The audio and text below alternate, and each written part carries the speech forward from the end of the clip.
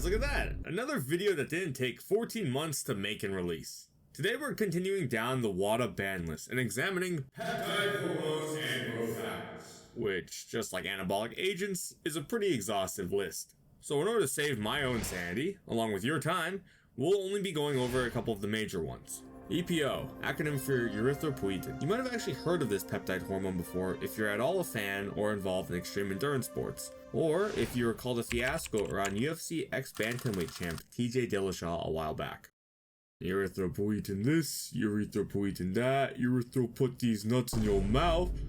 What the hell is it about this drug that makes it so damn valuable? Now, erythropoietin, like some anabolic agents, as mentioned in the first video of this series, go check it out, is something that our body naturally produces. It's just, that human thirst for more is forever unquenchable and leads to people pumping synthetic shit into their veins. EPO is a hormone naturally produced by our kidneys, which in turn triggers your red bone marrow. Yes, the stuff inside of your bones. Wait.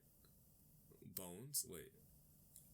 What do you mean I should know this? What do you mean there's an entire skeleton inside of me? Get it out! Get it out! The red bone marrow then begins to produce red blood cells in order to counteract low oxygen levels within the blood. Okay, that's cool, I guess, but you've yet to actually identify what it does. Shut it, nerd! I'm about to get to that. EPO leads to more red blood cells. More red blood cells means more oxygen which can be carried throughout the blood. You've probably heard of hemoglobin before. Well, hemoglobin actually does the beautiful job of carrying up to 4 oxygen molecules within each red blood cell. You've still yet to say why it's banned and how it could impact sports. Shut it, nerd! Endurance athletes who predominantly utilize their aerobic systems rely on fat storages and oxygen as fuel. Now let's say there's more oxygen to use as fuel. Now you're less likely to get tired as quickly and not risk switching predominant energy systems when you don't intend to. Instead, you'll last much longer thanks to your body supplying more oxygen to the working muscles. Now, like anything in life, it's not all just good. The main risks that come alongside using synthetic EPO injections is an increase in blood viscosity / clotting, aka possible heart attack or stroke because the blood isn't going to where it needs to go. Generally speaking, you would use EPO shots to treat hypoxia or anemia, but since some opportunistic motherfuckers took their chance, it's become somewhat of a problem now in sports. Speaking of hypoxia, Hypoxia-inducing factor stabilizers. Now, I'm gonna keep it real with you. I don't really understand this one too well, but from what I can understand is that HIF is a receptor within our kidneys, which monitors our oxygen saturation levels. Oxygen saturation is just the percentage of oxygen that's bound to hemoglobin and the percentage that's unbound to hemoglobin. Taking HIF ramps the fucking sensitivity up through the roof. By taking HIF, you can basically reap the rewards and simulate high altitude training without having to relocate ourselves deep within the mountains. And as you can probably tell, this benefits endurance athletes a lot. I mean, a common trend amongst all these peptide hormones is that, in one way or another, they buff EPO. Continuous erythropoietin receptor activation. All these fucking words you keep yapping about. Why don't you just say outright what the fuck it does, man? Okay, alright, okay, yeah, let's do that, yeah, sure. Sarah equal more red blood cell.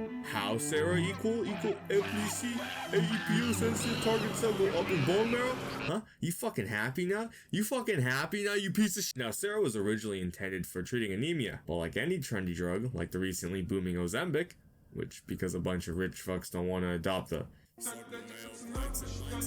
has made it so people who actually need it can't get access to it because it's either sold out or people refuse to sell to them. You've titled it Peptide Hormones and Growth Factors, but you've yet to actually speak about growth. Shut it, no. HGH. Human growth hormone, baby, is this beautiful hormone produced by the pituitary gland in response to the growth hormone releasing hormone by the hypothalamus. Now, we actually release growth hormone. It's in the name. Human. You are human, right? Right. The release of it is proportional to the intensity of an activity we do. Low could be sitting on the couch, medium release could be going for a jog, high could be overthrowing small local governments and selling puppet states. Yes, I'm looking at you, America. But what does it do, you ask? It increases protein synthesis. That's it. I don't need to hear any more. More muscle mean me get big, me get better, me become alpha caveman. Ooh ah, ooh ah, ooh ah.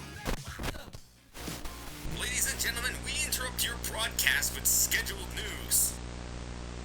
Have you ever ever woken up in the morning, looked in the mirror, and said to yourself, God, I fucking hate what I see? Well, do I have a product for you? Perhaps you've grown exhausted of looking like a human. Perhaps you desire enlarged feet and hands. Or even wish your internal organs were bigger.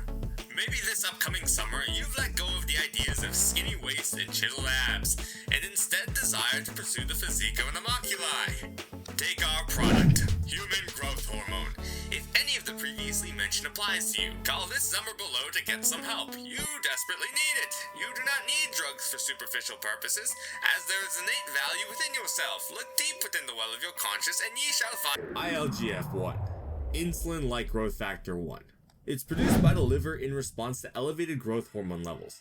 What it does is by binding to insulin receptors within your muscle cells, more growth hormone can get absorbed. So what does this mean? It means more protein synthesis, baby, more muscles, and more metaphysical hoes. And with that, I've done my job of covering some of the main peptide hormones and growth factors, which are not thought in high regard by WADA. Stay tuned for next time we get to go over beta agonists.